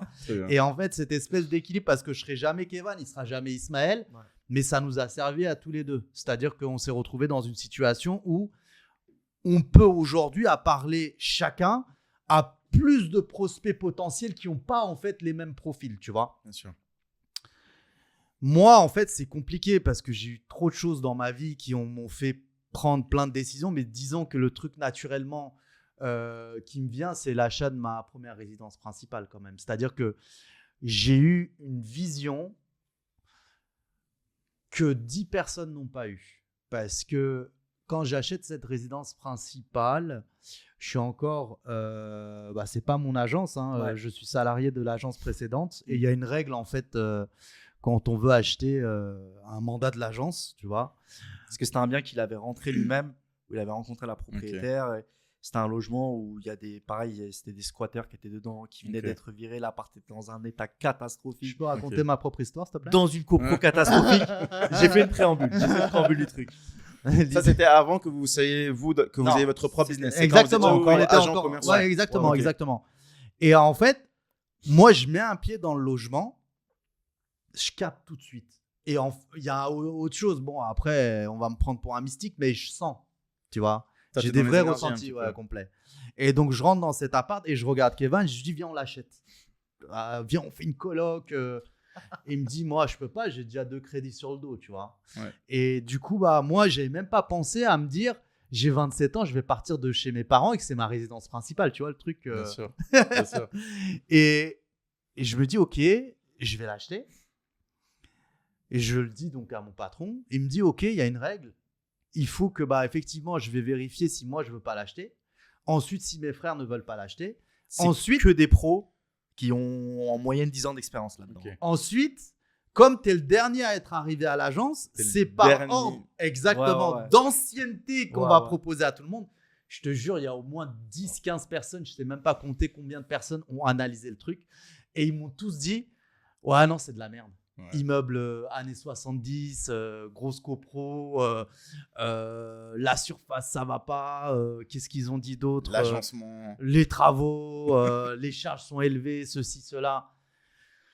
Et effectivement, j'ai eu une vision. Et surtout que, je ne vais pas rentrer dans les détails, mais il y avait en fait, à l'époque, c'était donc à Saint-Denis, l'Amérique qui était communiste. J'avais senti qu'elle allait basculer et que les communistes allaient tomber parce qu'à Saint-Ouen, c'est ce qui s'était passé. Donc, c'était la première fois de ma vie où j'étais devant des élections municipales à me dire, allez, pourvu que les communistes y tombent. Parce que je Bien t'avais sûr. raconté l'histoire, Ouais. ils te plantaient les prix, tu Bien vois, sûr, ils te oui, laissaient oui, pas oui. vendre très cher et tout. Bien sûr. Donc, du coup, en fait, tout ça s'est aligné. Et effectivement, on s'est retrouvé avec une situation où toutes les planètes s'alignent. Et effectivement, ça me permet d'avoir un premier tremplin pour la suite de ma carrière, quoi. Ça a été une vraie révélation pour toi. Complètement. Incroyable. Merci à vous deux, franchement, Merci pour cet à toi. épisode. C'était Merci à toi. exceptionnel. J'ai adoré partager ce moment avec vous et Pareil. je pense que beaucoup ont beaucoup appris. S'ils ont écouté le podcast jusqu'au bout, là, c'était beaucoup de valeur et ça motive. Tu as envie de sortir de chez toi et d'aller toquer aux portes. En tout cas, merci à vous d'être venus et de vous être déplacés pour normal. ça. Et si vous avez apprécié l'épisode, si vous avez aimé écouter un épisode de ce genre, n'hésitez pas à nous le faire savoir en commentaire, à liker aussi, bien sûr, et partager autour de vous à tous ceux qui font de l'immobilier ou qui pensent en faire. Et bien sûr, les contacts de Kevin et Ismaël sont directement dans la description. N'hésitez pas à les contacter, à aller les rencontrer aussi. Ils ont une agence qui est vraiment top. Et je vous remercie. On se retrouve dans un prochain épisode. N'oubliez pas de vous abonner. On se dit à très bientôt.